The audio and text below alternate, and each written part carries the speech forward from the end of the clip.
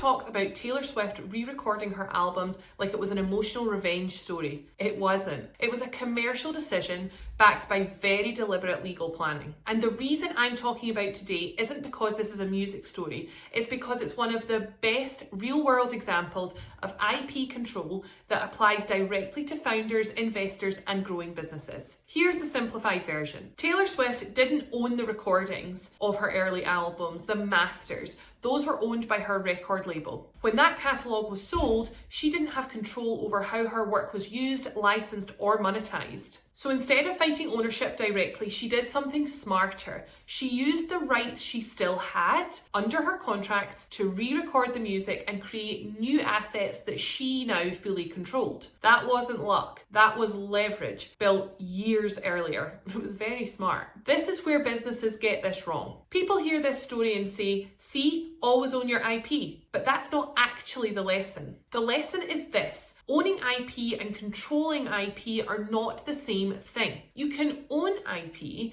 and still give away exclusive licenses, restrict how it's used, lose control on a sale, or make it impossible to pivot later. I see this constantly in businesses that are otherwise doing really, really well. Founders proudly say, we own all our IP. Then you look at the contracts and it turns out that IP is licensed to a third party, the license is exclusive, termination is limited, or consent is needed to do anything meaningful with it. At that point, ownership becomes almost irrelevant. This shows up most often in software businesses, agencies, product-led brands, and founder-led companies scaling quickly. Common examples are IP assigned to a company but key rights carved out, founders personally owning IP but licensing it to the company, and historic contracts signed early on that restrict future use. Everything feels fine until you raise investment, you sell the business, you restructure, or a counterparty realizes that they have leverage over you. That is when IP issues stop being theoretical and start affecting value. Taylor Swift's real advantage wasn't fame. It was that she understood what rights she had,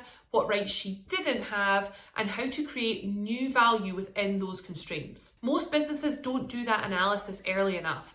They only find out what they don't control when a buyer flags it in due diligence, an investor conditions funding on fixing it, or a deal slows down unexpectedly. By then, fixing it is slower, more expensive, and often weaker. So if you're a founder or a business owner, the real question isn't, do we own the IP? It's who can use it, who can license it, what happens if we sell, what happens if we fall out with a counterparty. Those answers live in your contracts, not your assumptions. Taylor Swift planned for leverage before she needed it. Most businesses don't, and that's where deals get stuck. If you're a growing business and you want to know whether you genuinely control your IP, not just think you do, that's exactly the kind of issue that we help with. Drop us a direct message, send us an email to info@jamesonlaw.legal, or give us a call today before IP assumptions turn into big deal problems. Big success doesn't create legal clarity.